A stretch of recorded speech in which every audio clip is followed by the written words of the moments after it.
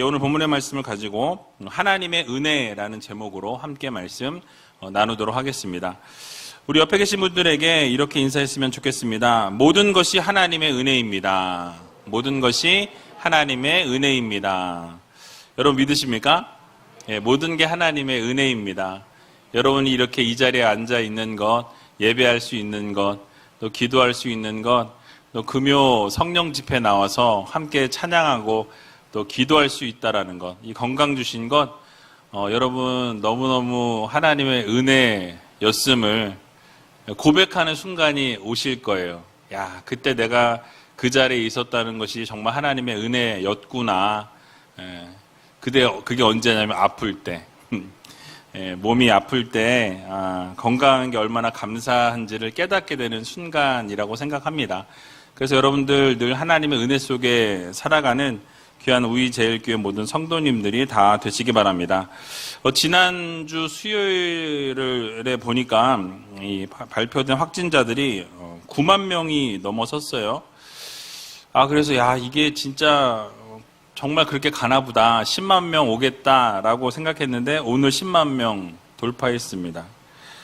2월 9일 날 5만 명 돌파해서 더블링으로 간다 그러니까 그러면 16일 되면 10만에 가깝겠구나 했는데 오늘 10만 명 넘었습니다. 4만 명이 갑자기 이렇게 점핑했어요. 그리고 이제 이 10만 명에서 또 갑자기 점프하겠죠. 더블링이 이루어진다라고 이야기들이 계속 나오고 있는데 3월 초에는 그럼 30만 명, 40만 명이 될 가능성이 있고요. 어떤 기사를 보니까 4월경에는 2천만 명이 확진될 거다. 이런 얘기도 하는 걸 봤습니다. 아마 전체 확진자 수가 그렇게 될 것이라고 얘기하는 것 같아요. 그러다 보면 이제 전체 집단 면역이 생기게 되고 아마도 우리가 바라고 있었던 그런 코로나 종식이 다가오지 않을까라는 생각이 되어집니다. 근데 또 아이러니하게도 이런 상황 속에서 거리 두기는 완화를 한대요. 참 앞뒤가 안 맞죠. 근데 어쨌든 여러분 이런 상황 속에서 여러분 건강을 잘 지키셨으면 좋겠고요. 시간이 지나면 해결될 거라고 저는 생각합니다. 어쨌든 코로나 바이러스의 문제가 올해 안에 완전히 종식되어지는 날, 그 선포되는 날이 올 것이라는 믿음을 가지고 열심히 기도해 주시고 특별히 오늘 이 금요 성령 집회에서 하나님 앞에 간절히 부르짖음으로 그 날이 속히 오는 그것을 또 경험하는 귀한 우이제일교회 성도님들이 다 되셨으면 좋겠습니다. 오늘은 지난 시간에 이어서 예수 안에서 하나님의 구속사역이 성취되었다라는 이 사실을 우리가 살펴보면서 그 안에 이 비밀이 있다라고, 구속사역의 비밀이 있다라고 이렇게 오늘 본문이 말씀합니다. 그 비밀이 무엇인지에 대해서 같이 살펴보고 말씀을 마칠까 합니다. 오늘 본문 7절을 보니까요, 이렇게 말씀을 시작하는데요. 같이 한번 7절 말씀 읽어보도록 하겠습니다. 우리가 그리스도 안에서 그의 은혜의 풍성함을 따라 그의 피로 말미암아 구속 곧 죄사함을 받았으니. 아멘. 자, 사도 바울은 그리스도 안에서, 어디에서요? 예수 안에서, 주님 안에서 은혜의 풍성함이 있다라고 이렇게 강조하고 있습니다. 그 주님 안에서 우리가 날마다 은혜의 풍성함을 누리게 되고 주님과 함께라면 날마다 사랑이 넘치고 은혜가 넘치는 삶을 살아갈 수 있다라는 것을 우리들에게 강조해 주고 있는 것을 보게 됩니다.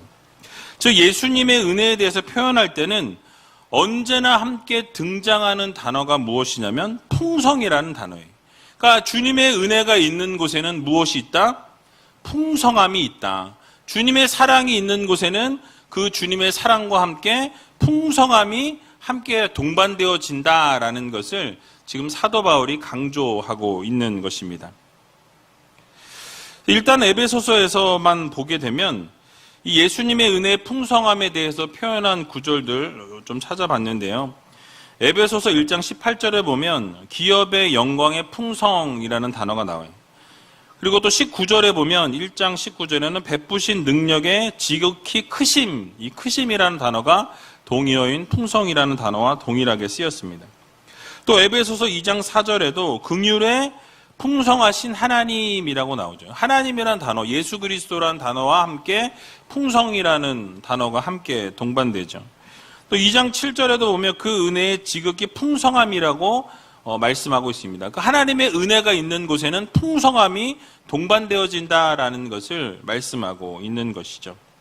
또 3장 8절에도 보면 더 구체적으로 표현하는데 측량할 수 없는 그리스도의 풍성이라는 단어가 나옵니다. 그러니까 우리가 헤아릴 수 없는 너무나 큰 하나님의 은혜가 있는 곳에는 풍성함이 함께 존재한다라는 것을 사도 바울이 지속적으로 이야기하고 밝히는 것을 볼 수 있다라는 것이죠.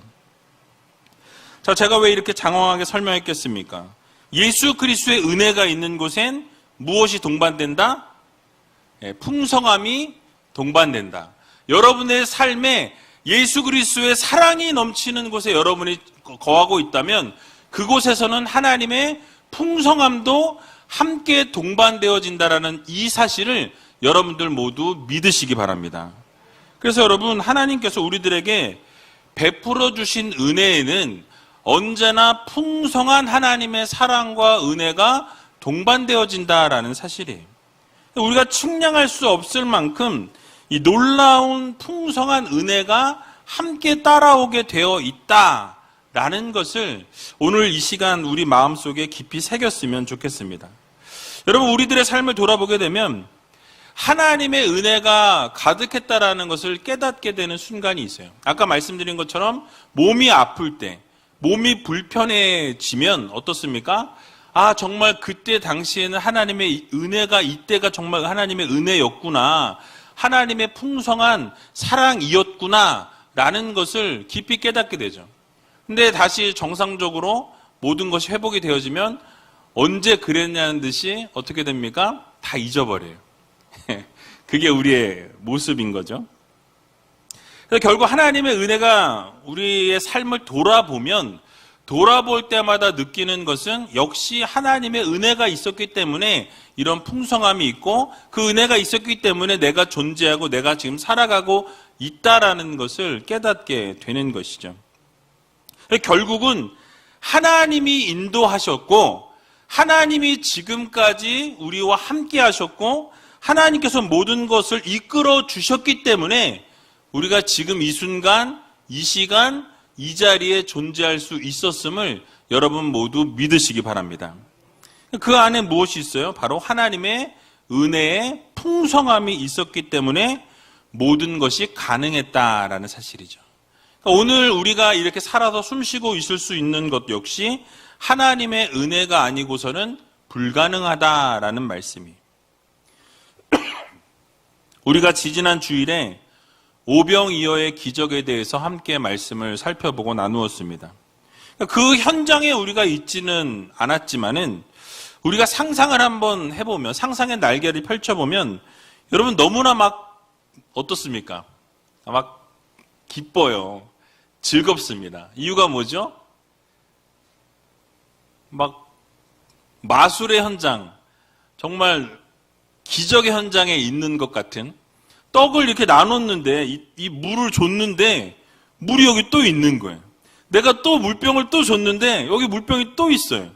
내가 떡을 줬는데 여기 떡이 또 있어. 물고기를 나눠줬는데 물고기 여기 또 있어요. 신나겠습니까? 신이 나지 않겠습니까? 기쁘겠습니까? 기쁘지 않겠습니까? 너무 기쁜 거예요. 나눴는데 또 나눴는데 또 나눴는데 또 있는 거예요. 나누고 베풀고 나누고 베풀고 또 나누었는데 또 그 자리에 많은 것이 남아 있다면, 여러분 그 현장에 여러분이 그 자리에 있었다면 여러분 얼마나 재미있고 얼마나 신진하고 얼마나 행복했겠습니까? 그러니까 여러분 놀랍지 않으십니까? 이 수많은 사람들이 굶주리지 않고 배부르게 먹고 풍성하게 남는 기적의 역사가 일어나게 되었다라는 거예요. 그러니까 이렇게 풍성함이 예수님이 계신 곳에, 예수님의 은혜가 있는 곳에 항상 풍성함이 존재했다라는 것이에요. 성경에 이런 기적들이 나타나는데요. 엘리야를 통해서도 하나님께서는 이런 기적을 베풀어 주셨던 것을 보게 됩니다. 열왕기상 17장에 보면 한 과부의 이야기가 나오죠. 그 집에는 정말 가루 한 움큼, 딱 요 한 움큼하고 기름 조금 이렇게 표현하고 있어요. 그러니까 기름 한 조금하고 이 가루 한 움큼. 그래서 이거 먹고 아들이랑 그거 먹고 어떻게 하려고 그랬어요? 죄송합니다. 죽으려고 했다라고 성경에 써 있어요. 그러니까 이거 마지막 음식으로 이제 더 이상 먹을 것도 없고 기댈 것도 없고 할 수 있는 것이 아무것도 없으니 마지막 그 가루 한 움큼하고 그 기름 가지고 떡 만들어서 아들하고 그거 먹고 죽자. 그러고 있는 과부에게 하나님이 보내셨다라는 거예요. 여러분, 그런데 엘리야가 뭘 요구합니까? 그 마지막 먹으려고 한 그 가루, 기름, 그걸로 떡 만들어 와. 나 배고프니까 만들어 와, 먼저. 그렇게 요구했어요. 자, 여러분 같으시면 어떠시겠어요? 마지막에 내 아들과 먹고 죽으려고 한 그 가루인데, 마지막, 정말 마지막에, 없어. 냉장고에 아무것도 없어요. 딱 그거 가루 딱 한 움큼, 요만큼, 떡 하나 만들 요만큼, 기름 요만큼. 근데 그거를 가져오라는 거예요. 여러분 가져오시겠어요? 떡 만들어서? 고개를 살짝 숙이시는 거 보니까 쉽지 않아요. 마지막 음식이에요, 마지막. 근데 그거를 가지고 왔더니 어떤 기적이 일어납니까? 3년 6개월 동안 비가 오지 않았다고 말씀하죠. 그런데 비가 오는 그날까지 그 통의 가루가 멈추지 않았다라고. 기름이 끊이지 않았다라고 성경은 말씀하고 있는 것을 보게 되는 것이죠. 그러니까 놀라운 은혜와 풍성함이 하나님의 말씀이 거하는 곳에 있었다라고 말씀하고 있는 거예요. 여러분, 열왕기하 4장에 보면 엘리사와 선지생도의 아내 이야기가 나옵니다. 이 선지생도, 즉 어떻게 오늘날로 말하면 신학생이죠. 신학 공부를 하려고 했던 이 남편이 죽었어요. 그리고 빚을 남겨서 이 아들 둘이 있는데 그 두 아들이 어떻게 돼요? 종으로 끌려갈 판에 놓이게 되었습니다. 자신은 돈도 없고 아들 둘은 지금 종으로 팔려갈 팔자에 놓였어요. 여러분, 얼마나 기구한 인생입니까? 근데 그러한 기구한 인생이고 남편은 남겨놓은 것이 없고 죽어버렸고, 그러니까 이런 상황 가운데 있을 때 엘리사를 통해서 하나님이 채우시는 것을 보게 되죠. 엘리사가 묻습니다. 내 집에 무엇이 있느냐라고 물을 때에 참 그때는 기름이 다 있긴 있었나 봐요. 기름 한 병밖에 없다라고 이야기하죠. 기름 한 병밖에 없나이다라고 이야기했습니다. 그럴 때 그 주변에 있는 모든 이웃들에게 가서 이 그릇을 다 빌려오라는 거예요. 아마 제가 그 자리에 있었으면은 이게 기름을 주시려나 보다 했으면 드럼통을 빌려왔을지 모르겠어요. 근데 다 그릇들을 이렇게 빌려왔잖아요. 그릇. 그래서 큰 그릇도 있을 거고 작은 그릇도 있을 거고, 하여튼 야, 집에 있는 그릇 다 좀 빌려줘. 그릇 다 빌려와서 뭐 관계가 좋았으면 막 그릇 막 수백 개 수천 개 갖고 왔겠죠. 그릇 쫙 벌려놓고 그 그릇마다 기름을 부을 때 어떻습니까?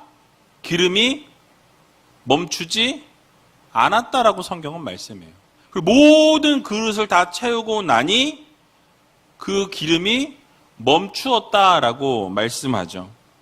그리고 그 빌린 그릇이 다 차고 더 이상 그릇이 없을 때 그 기름이 그치게 되었다라고 말씀하고 있어요. 그리고 나서 무엇이라고 이야기합니까? 그 기름을 팔아서 너와 내 아들이, 내 자녀가 빚을 갚고 나머지는 생활을 그것으로 하라라고 말씀하는 것을 보게 되죠. 그러면서 장면이 끝나게 됩니다. 자, 이렇게 하나님의 은혜는 언제나 하나님의 은혜가 있는 그 자리에는 풍성함의 은혜가 더하여진다라는 것을 우리들에게 말씀해 주고 있는 것을 보게 됩니다. 그러니까 퍼주면 퍼줄수록 하나님의 은혜가 넘쳐나고, 나누면 나누고 베풀면 베풀수록 하나님의 은혜는 더하여진다라는 것을 우리는 볼 수 있는 것이죠. 이것이 채우시는 하나님 나라의 원리다라고 말씀을 드렸습니다. 그래서 퍼주고 퍼주어도 고갈이 되거나 없어지는 것이 아니라 하나님의 은혜가 더하여지는, 그래서 오늘 이 금요 성령 집회에도 동일하게 하나님의 은혜가 이 성전 안에 임하게 될 때 여러분들의 가정과 직장과 사업장 가운데 하나님이 채우시는 놀라운 은혜가 여러분과 함께하기를 주님의 이름으로 간절히 축원합니다. 그래서 누구든지 하나님의 은혜를 구하면 하나님께서는 풍성하게 채우시기를 원하신다라는 거예요. 여러분, 그래서 우리가 예수 그리스도 앞에 나아가서 이 구원의 은혜를 얻을 수 있고요. 또 삶에 필요한 모든 은혜도 하나님께서 허락해 주신다라는 이 사실을 여러분 마음 깊이 새기시면서 늘 풍성한 이 체험을 경험하시고 또 하나님께서 부어주시는 놀라운 은혜의 풍성함을 누리며 살아갈 수 있는 귀한 우이제일교회 모든 성도님들이 다 되시길 주님의 이름으로 간절히 축원드립니다.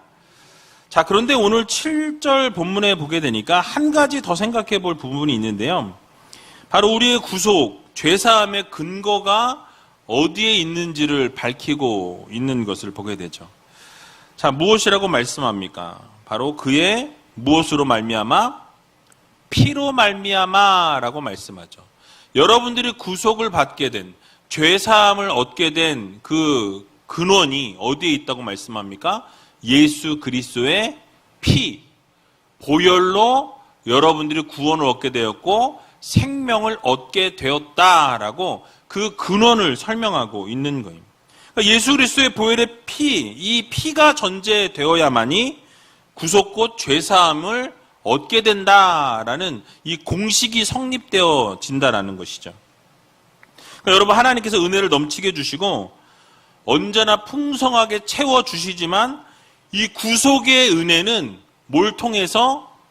예수 그리스도의 보혈을 통해서, 예수 그리스도의 십자가의 은혜를 통해서만이 여러분들의 죄가 사하여진다라는 것을 여러분들 모두 기억하시기 바랍니다. 그래서 히브리서 9장 22절에 보니까 이렇게 명백하게 밝히고 있는 것을 보게 되죠. 같이 한번 읽어보겠습니다.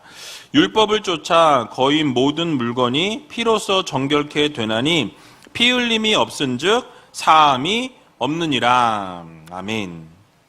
자, 여러분, 뭐가 없으면, 피 흘림이 없으면 뭐도 없어요? 예, 사함이 없다, 죄사함도 없다라고 말씀하죠. 그러니까 구약 시대에는 이 죄사함을 얻기 위해서 어떻게 했습니까? 일일이 제사장 앞에 나가서 자신의 죄를 고백하고 그 죄를 동물에게 전가해서 그 동물을 죽이고 피를 내어서 다 각을 뜨고 그것을 하나님 앞에 올려드림으로 어떻게 돼요? 죄사함을 얻었다라는 사실이에요. 그런데 예수님께서 이 땅에 오시면서 자기 자신을 단번에 십자가에 들이심을 통해서 자기 자신을 이 구속의 제물로 자신을 들이심을 통해서 어떻게 됩니까? 그 모든 이 과정들이 다 생략되어졌어요. 바로 예수 그리스도의 보혈의 피로 말미암아서 죄사함을 우리가, 모든 전 인류가 얻게 되는 길이 열려졌다라는 사실이죠. 그래서 예수 그리스도의 피 흘려 죽으심을 믿으면 그 죄가 사하여진다라는 이 사실을 여러분들 모두 기억하시기 바랍니다. 예수 그리스도를 믿는 자마다 그 죄를 사해 주시겠다라고 성경은 말씀하고 있어요. 그래서 에베소서 2장 13절에 보니까 이렇게 말씀하죠. 같이 한번 읽어보도록 하겠습니다. 이제는 전에 멀리 있던 너희가 그리스도 예수 안에서 그리스도의 피로 가까워졌느니라. 아멘. 이전에는 무슨 말이냐면 예수 그리스도 바깥에 있었고 예수 그리스도와 멀리 떨어져 있는 이방인이었고 예수 그리스도와 함께 할 수 없는, 하나님과 함께 연합할 수 없는 죄된 인간들이 바로 너희였다라는 거예요. 우리였다라는 거죠. 그러나 무엇으로 말미암아서? 예수 그리스도의 보혈의 피로 말미암아서 우리가 하나님의 자녀로, 백성으로 세움을 입게 되었다라는 거죠. 그래서 우리가 이방인이었고 소망도 없었고 하나님도 없는 자들이었지만은 이제는 예수 그리스도의 피로 말미암아서 어떻게 되었습니까? 이제는 예수 안에서 가까워졌다. 하나님과 연합할 수 있는, 하나님의 자녀, 하나님의 백성으로 거듭나게 되었다라고 성경은 말씀하고 있는 것이죠. 그래서 이전에는 본질상 진노의 자녀였고 어둠의 자녀였어요. 하나님과 동떨어진 삶을 사는 자였고 죄된 본성만 따라서 살아가는, 내가 원하고 내가 바라는, 내가 하고 싶은 대로 살아가는 그런 사람들이었다면 이제는 육체의 욕심을 다 내어버리고 불순종의 아들이었던 삶을 벗어버리고 이제는 주님과 함께 주님의 말씀대로, 주님이 원하시는 대로, 주님께서 하라고 명령하시는 대로 순종하는 삶을 살아가게 되었다라는 사실이에요. 예수 그리스도의 보혈의 피로 전에는 멀어졌던 우리가 이제는 예수 그리스도의 피로 가까워졌다라고 말씀하죠. 이것이 바로 풍성한 은혜요, 하나님의 측량할 수 없는 사랑이다라고 우리는 정의할 수 있는 것입니다. 그래서 더 이상 우리는 어두움의 자녀가 아니라, 본질상 진노의 자녀가 아니라 바로 예수 그리스도 안에서 보혈의 피로 깨끗하게 다시 재탄생한 새로운 피조물이라고 성경은 우리들에게 분명하게 명백하게 말씀하고 있는 것을 보게 됩니다. 그래서 고린도후서 5장 17절에 보니까 이렇게 말씀하고 있어요. 같이 한번 읽어보겠습니다. 그런즉 누구든지 그리스도 안에 있으면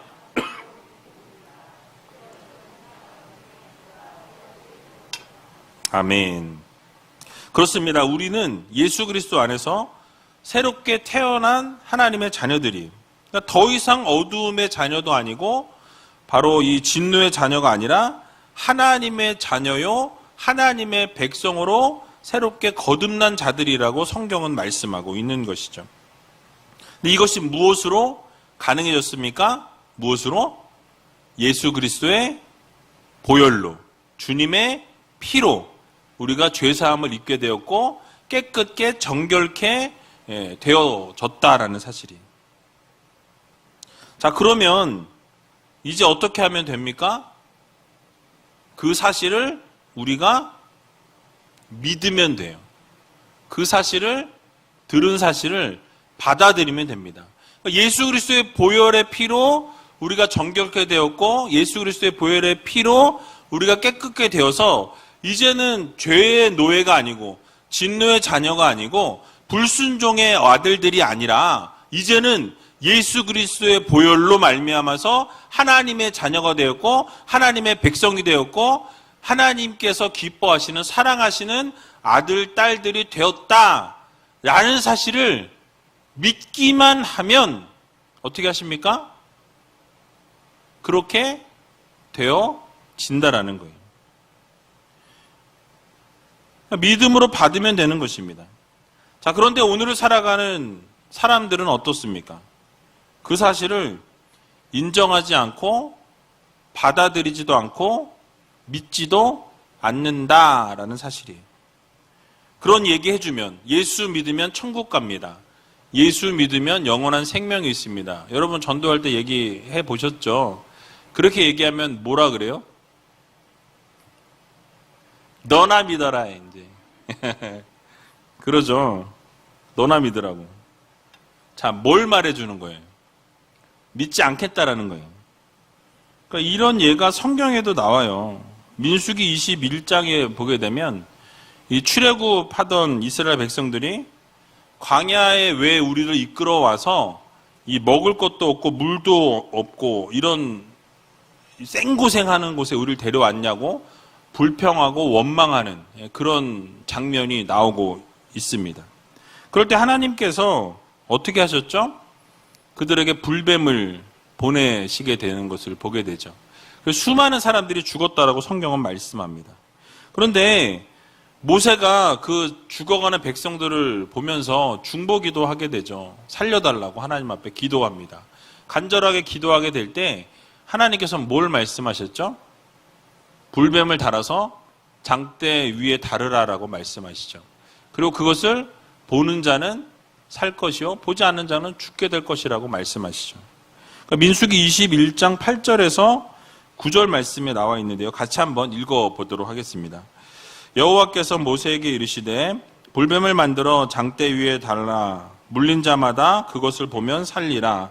모세가 놋뱀을 만들어 장대 위에 다니 뱀에게 물린 자마다 놋뱀을 쳐다본 즉 살더라. 아멘. 자, 여러분 너무너무 명확하고 너무너무 확실하죠. 여기에다가 노뱀을 만들었어요. 노수로 만든 뱀을 만들어서 달았어요. 쳐다보는 자는 살 것이요. 안 쳐다보면 죽겠다는 얘기 안 해도 그건 당연한 거잖아요. 가만히 있으면 죽으니까. 쳐다보는 자는 살 것이다 라고 이야기했는데 어떻게 됐어요? 쳐다보는 자는 실제로 살았어요. 그럼 반대로 안 쳐다본 자는 어떻게 됐을까요? 여러분의 상상에 맡기겠습니다. 너무나 단순하지 않습니까? 그러니까 장대에 달린 노뱀을 쳐다보면 산다고 말씀하셨고 그대로 순종한 자들은 살았다라고 분명히 성경은 말씀하고 있죠. 여기서 노뱀은요, 예수 그리스도를 상징합니다. 예표하는 거예요. 예수 그리스도의 십자가에 달려 죽으신 예수 그리스도를 바라보고 그 예수 그리스도를 믿고 그 피로 말미암아서 우리가 구원함을 얻는다라는 사실을 믿으면 구원을 얻는 거예요. 너무나 쉽죠. 그런데 오늘날 수많은 사람들에게 그것을 이야기해주고 믿으라고 권할 때 믿습니까? 안 믿습니까? 안 믿어요. 그게 믿음인 거예요. 여러분, 그래서 우리는 그저 예수 그리스도의 보혈의 피를 의지하여서 그 구원을 믿고 영원한 생명을 믿으면 되는 거예요. 그러면 구원을 얻게 됩니다. 그러므로 예수 그리스도 안에 거할 수 있는 여러분들이 되시고 예수 그리스도의 보혈이 우리를 살린다라는 이 사실을 여러분 믿으시고 세상 사람들이 어찌하든지 간에 우리는 이미 주님의 부르심으로, 주님의 인도하심으로, 주님의 선택 안에, 예정 안에 이렇게 들어와 있는 하나님의 자녀들이라는 거예요. 얼마나 감사합니까? 그래서 여러분, 주님을 영원한 우리의 하나님으로, 우리의 구원자로 그 주님의 보혈의 피를 정말 믿고 날마다 의지하고 살아갈 수 있는 귀한 우이제일교회 모든 성도님들이 다 되시길 주님의 이름으로 간절히 축원합니다. 자, 마지막으로 본문 8절 9절 말씀 읽어보고 마치도록 하겠습니다. 이는 그가 모든 지혜와 총명으로 우리에게 넘치게 하사 그 뜻의 비밀을 우리에게 알리셨으니 곧 그 기쁘심을 따라 그리스도 안에서 때가 찬 경륜을 위하여 예정하신 것이니. 아멘. 자, 길게 쭉 늘어서 설명했는데요. 간단하게 말씀드리면 이 하나님의 지혜와 총명을 성도들에게 주셨다라는 말씀이에요. 그래서 하나님께서 이 지혜와 총명을 주셔서 하나님의 비밀을 깨닫고 알 수 있도록 그것을 성도들에게, 믿는 자들에게 허락해 주셨음을 말씀하고 있는 것입니다.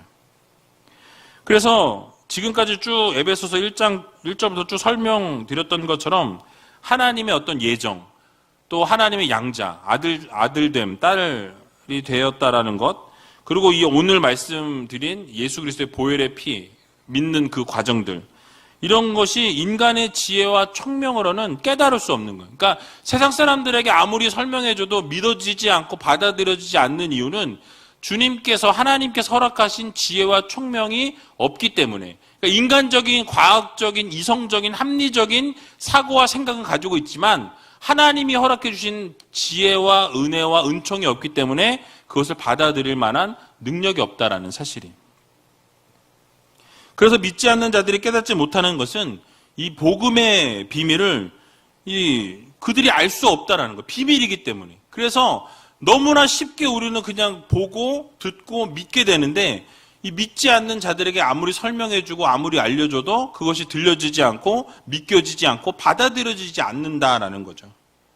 그래서 복음의 비밀을 믿는 자에게 기쁘심을 따라 지혜와 총명을 주심으로 알려주신다라는 것을 말씀하고 있는 거예요. 여기서 주목해야 될 단어는 비밀이라는 단어입니다. 바로 이 비밀이라는 단어는 복음이라고 이렇게 해석하면 된다라는 거죠. 그래서 이 복음은 믿는 자들에게는 힘이요 능력이라는 것을 여러분 잘 알고 계실 거예요. 로마서 16장 25절에서 26절에 보면 이렇게 말씀하죠. 같이 한번 읽어보도록 하겠습니다. 나의 복음과 예수 그리스도를 전파함은 영세전부터 감추었다가 이제는 나타내신 바 되었으며 영원하신 하나님의 명을 쫓아 선지자들의 글로 말미암아 모든 민족으로 믿어 순종케 하시려고 알게 하신 바 그 비밀의 계시를 쫓아된 것이니 이 복음으로 너희를 능히 경고케 하실. 아멘. 그러니까 이 복음이라는 것이 언제 시작이 되어졌냐? 이 세상이 시작된 이래로 이미 이 복음에 대한 것이 감추어져 있었다라고 말씀하죠. 그러나 이제 이 복음이 어떻게 되었어요? 예수 그리스도가 오시면서 이 복음이 널리 전해졌다라는 거죠.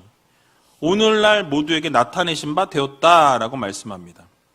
그래서 이미 우리는 복음에 대해서 다 알고 있어요. 더 이상 우리에게는 이 복음이 비밀입니까? 비밀이 아닙니까? 비밀이 아니에요. 여러분들이 이미 다 복음을 받아들였고 복음을 알기 때문에 비밀이 아니다라는 거죠. 그러나 복음이 이미 우리에게 주어졌음에도 불구하고 여전히 비밀의 성격을 띠고 있다라는 거예요. 여전히 비밀인 사람이 있다라는 거죠. 이게 무슨 말이냐? 바로 예수님께서 십자가에 달리신 그 사건이 2000년 전에 일어난 명백한 사실이라는 것이죠. 이스라엘의 예루살렘 아주 수도 아주 정중앙에서 어떻게 되었습니까? 예수님께서 십자가에 달려 죽으셨어요. 그날이 여러분 아는 것처럼 6월절이었습니다. 그래서 많은 어떻게 해요? 이스라엘 사람들이 예루살렘으로 모였던 그 현장에 많은 사람들이 직접 보았던 들었던 그런 사건이었다라는 것이죠. 만인이 볼 수 있도록 모세가 광야에서 뱀을 든 것처럼 예수님도 십자가에 달려 돌아가셨다라는 사실이에요. 그리고 오늘날 이 소식은 어떻게 되어졌습니까? 전 세계로 다 퍼져 나아갔다라는 거죠. 그래서 오늘날 지식적으로 예수님이 십자가에 달려 죽으셨다라는 것을 모르는 사람은 거의 없을 정도로 이 예수님의 십자가 사건은 알려졌다라는 것이죠. 자, 그러면 어떻게 되어야 맞습니까? 우리의 시각으로 볼 때 그 사실은 모두가 다 믿고 인정해야 한다라는 거죠. 그래야 어떻게 됩니까? 영원한 생명을 얻을 수 있는 유일한 길이 바로 예수 그리스도이시기 때문에 모두가 믿어야 된다라는 거예요. 하지만 결과는 어떻습니까? 많은 사람들이 받아들이지 않고 믿지 않고 있다라는 사실이에요. 결국 모든 지혜와 총명을 모두에게 주시고 허락하여 하셨지만은 복음을 믿고 받아들인 자에게 은혜 여전히 비밀로 남겨져 있다라는 것을 우리들에게 말씀해 주고 있는 부분입니다. 중요한 것은 이 복음이 우리의 의지나 어떤 우리의 공로나 여러분들의 어떤 하나님 앞에 뭘 해가지고 뭔가 노력을 해가지고 주어지고 받아들여진 것이 아니라는 거예요. 하나님의 은혜로, 늘 말씀드리지만 하나님의 은혜로 하나님의 사랑으로 우리에게 주어졌다라는 거예요. 그러니까 받아들이게 하셨고 믿어지게 하신 거예요. 여전히 복음을 전해도 거기서 믿지 못하는 분들이 아마 주변에 계실 거라고 저는 생각합니다. 그러니까 주체가 누구세요? 하나님이세요. 하나님께서 그것을 믿게 하셔야 믿어지는 거고 은혜를 주셔야 우리가 그걸 받아들일 수 있는 거예요. 이 세상에는요, 지금도 예수 그리스도에 대해서 또 성경에 대해서 기독교에 대해서 학문적으로는 깊이 아는 사람이 많이 있습니다. 연구하는 학자들이 많이 있는 것을 보게 되죠. 하지만 그들이 가진 지식과 지혜로는 이 복음의 진리를 깨달을 수 없다라는 거예요. 이해할 수 없어요. 왜냐하면 하나님께서 부어주신 지혜와 총명이 아니라 세상적인 지식과 합리적인 사고이기 때문에 이 복음의 비밀을 깨달을래야 깨달을 수 없다라는 사실이죠. 그래서 여러분, 우리가 복음을 알게 되고 여러분이 복음을 믿게 되고 또 그 복음을 받아들이게 된 모든 것이 우리의 의지나 우리의 공로나 우리의 노력이 아니라 하나님께서 허락해 주신 지혜와 총명을 통해서 은혜와 사랑을 통해서 여러분들이 믿어지게 되었고 여러분들이 하나님의 자녀로 거듭나게 되었고 하나님의 백성으로 부르심을 입었다라는 이 사실을 여러분 모두 믿으시고 정말 여러분이 그렇게 선택이 되어진 것이 언제부터? 이 세상이 생기기 전부터 여러분들이 어머니의 모태에 생기기 이전부터 하나님이 이미 작정하시고 예정하셔서 여러분을 섭리 가운데 이끌어내셨다라는 이 사실, 이거 하나만으로도 어떻습니까? 은혜의 라는 거예요. 정말 대단한 은혜 아닙니까? 근데 그 은혜를 받은 분들의 얼굴이 영 마음에 안 드시네. 뭐 그러든지 말든지. 그래서 여러분, 이 복음의 비밀을 하나님이 주셨다, 믿게 되었다, 깨닫게 되었다라는 이 사실을 여러분 기억하시고, 얼마나 감사한 일이고 얼마나 기뻐할 일이고, 정말 막 춤을 추고 하나님 앞에 감사와 찬송과 영광을 올려도 부족하지 않은 그 생명, 그 사랑, 그 은혜 우리에게 주셨다라는 것을 여러분 모두 믿으시고, 날마다 그 주님의 보혈의 피에 감사하면서 그 은혜에 감격하면서 살아갈 수 있는 귀한 우이제일교회 모든 성도님들이 다 되시길 주님의 이름으로 간절히 축원드립니다.